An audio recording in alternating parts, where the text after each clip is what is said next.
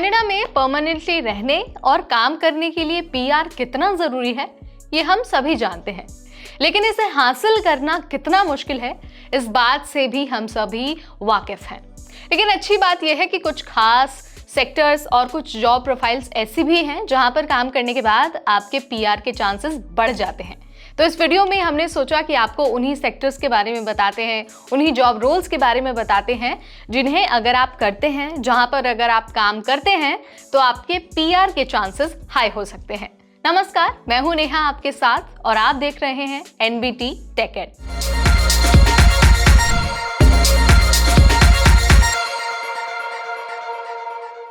तो देखिए, अगर आपको पीआर हासिल करना है, वो भी जल्द से जल्द कनाडा में, तो सबसे पहले आप हेल्थ केयर सेक्टर को चुन सकते हैं।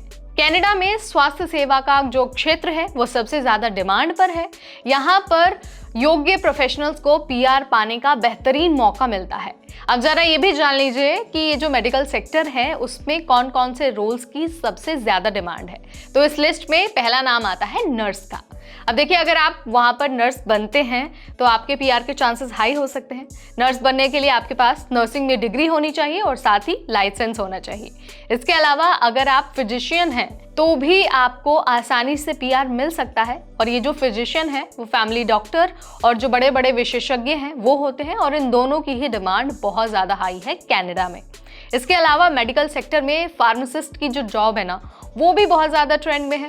फार्मेसी में अगर आपके पास डिग्री है और आपके पास लाइसेंस है तो आप फार्मासिस्ट के रूप में कनाडा में काम कर सकते हैं और आपको पीआर मिलने में भी आसानी होगी। इसके अलावा जो फिजियोथेरेपिस्ट हैं उनकी भी डिमांड बहुत ज़्यादा है। स्पोर्ट्स और सर्जरी से रिकवरी के लिए इन एक्सपर्ट्स की बहुत डिमांड होती है, और जो लोग भी फिजियोथेरेपिस्ट होते हैं उनको पीआर मिलना कनाडा में थोड़ा आसान हो जाता है। इसके अलावा जो होम सपोर्ट वर्कर हैं उनकी भी डिमांड बहुत ज़्यादा है। अब आप सोच रहे होंगे कि ये कौन होते हैं, तो दरअसल जो बुजुर्गों और बीमार लोगों की देखभाल करते हैं उनको होम सपोर्ट वर्कर कहा जाता है। और अगर आप इस तरह का काम वहाँ करते हैं और आप उस रोल के लिए फिट होते हैं तो कनाडा में आपको आसानी से पीआर मिल सकता है।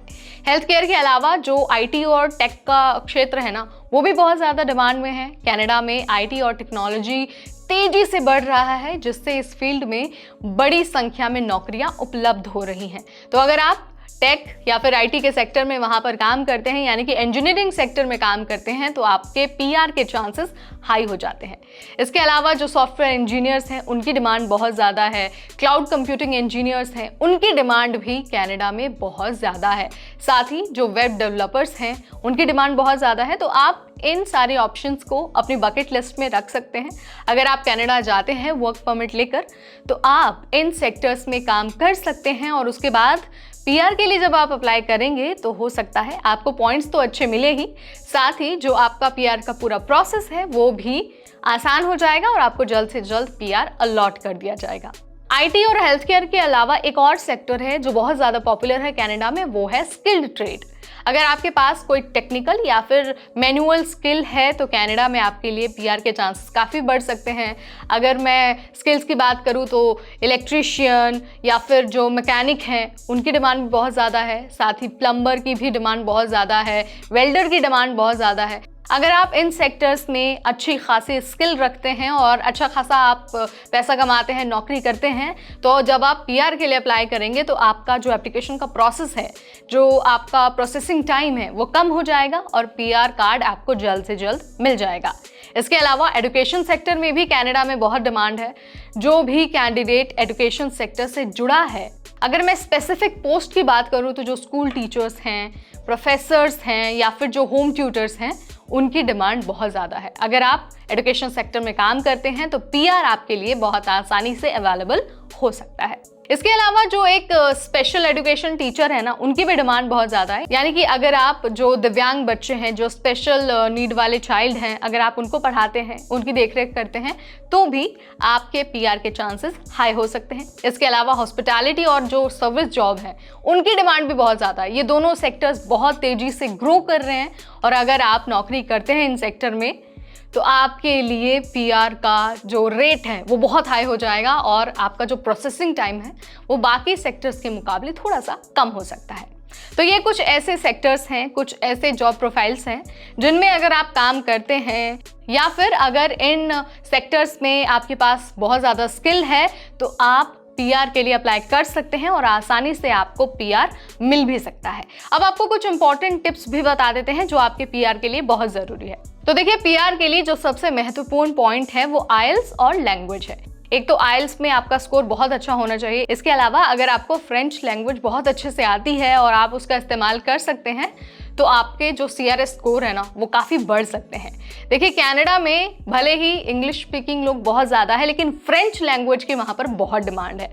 तो बेहतर होगा कि जब आप सोच रहे हैं कि भाई मुझे कनाडा में जाकर काम करना है तो अगर आप यहाँ से फ्रेंच लैंग्वेज सीख कर जाते हैं तो पीआर के चांसेस आपके बहुत हाई हो सकते हैं। इसके अलावा कैंडिडेट्स के लिए PNP का ऑप्शन भी है। PNP यानी कि प्रोविंशियल नॉमिनी प्रोग्राम।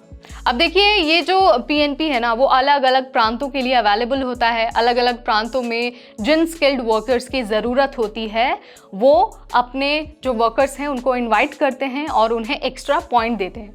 और जब आपको PNP के थ्रू ज़्यादा पॉइंट्स मिलते हैं तो जाहिर सी बात है पीआर में आपके चांसेस बढ़ जाते हैं, क्योंकि PR is all about CRS score. तो जब आप इन पॉइंट्स का भी ध्यान रखेंगे तो आपके पीआर के चांसेस हाई हो जाएंगे। और बाकी जो जॉब रोल हैं, बाकी जो सेक्टर्स हैं वो मैंने आपको यहाँ पर बता ही दिया है।